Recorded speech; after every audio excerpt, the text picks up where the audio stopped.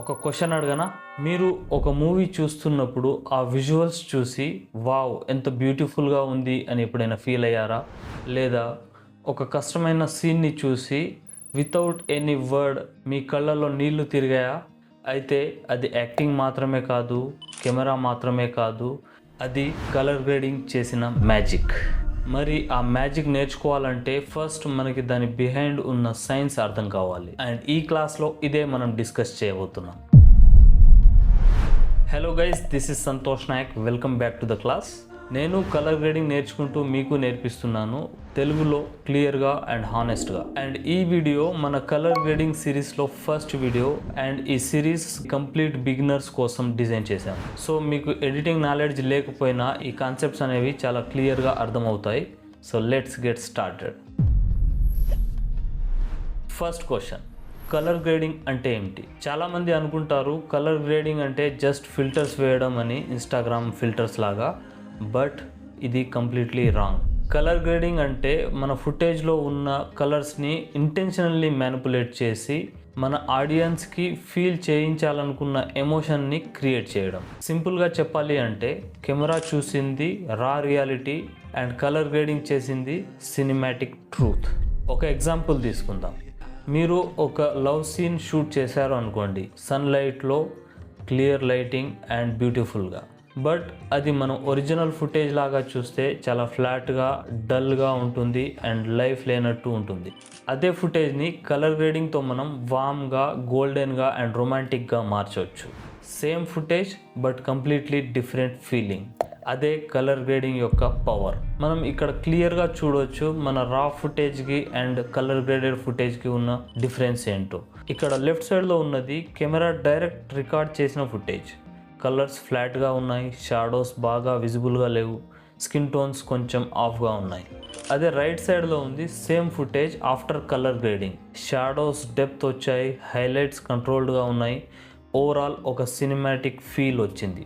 ఇది చేయడానికి expensive camera అక్కర్లేదు, కాస్ట్లీ లెన్సెస్ అవసరం లేదు. డావించి రిజాల్వ్ ఫ్రీ సాఫ్ట్వేర్తో ఇది పాసిబుల్. అందుకే మనం ఈ కాన్సెప్ట్ నేర్చుకుంటున్నాం. కలర్ గ్రేడింగ్ అండ్ కలర్ కరెక్షన్కి మధ్య డిఫరెన్స్ ఏంది? చాలామంది colour grading and colour correction same అనుకుంటారు. నేను కూడా ఫస్ట్లో ఇలాగే అనుకునేవాడిని.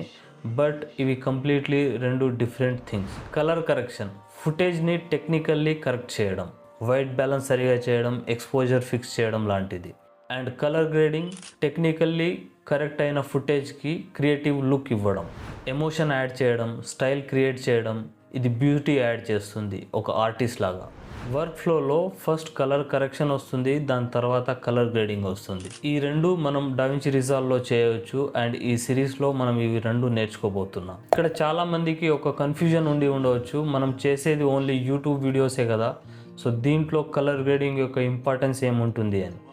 బట్ ఇక్కడ మనం అబ్జర్వ్ చేయాల్సిన విషయం ఏంటంటే మన యొక్క వీడియో క్వాలిటీని డిసైడ్ చేసేది కలర్ గ్రేడింగ్ మాత్రమే. అది మన యొక్క ఫుటేజ్ని ప్రొఫెషనల్గా అండ్ విజువల్లీ అపీలింగ్గా చేస్తుంది. ఎందుకంటే మన ఆడియన్స్ కంటెంట్ చూడడానికి వచ్చి డిసైడ్ చేసేది ఫస్ట్ 3 సెకండ్స్లో మాత్రమే. సో ఆ 3 సెకండ్స్లో మన థంబ్నెయిల్ కనిపిస్తుంది. దాని తర్వాత ఫస్ట్ ఫ్రేమ్ చూసేటప్పటికి వాళ్ళకి ఆ క్వాలిటీ అండ్ విజువల్ అపీలింగ్ ఉంటే వాళ్ళు ఆగుతారు, లేదంటే స్క్రోల్ చేసేస్తారు. ఇది కొద్దిగా హార్ష్గా అనిపించవచ్చు, but this is the truth. As a Telugu క్రియేటర్గా మనకి ఇంకా ఒక అడ్వాంటేజ్ ఉంది. తెలుగు సినిమా యొక్క రిచ్ విజువల్ ట్రెడిషన్ మనకు ఆల్రెడీ తెలుసు. RRR, పుష్ప, బాహుబలి ఇలాంటి మూవీస్ అన్ని మనం ఆల్రెడీ చూసాం కదా.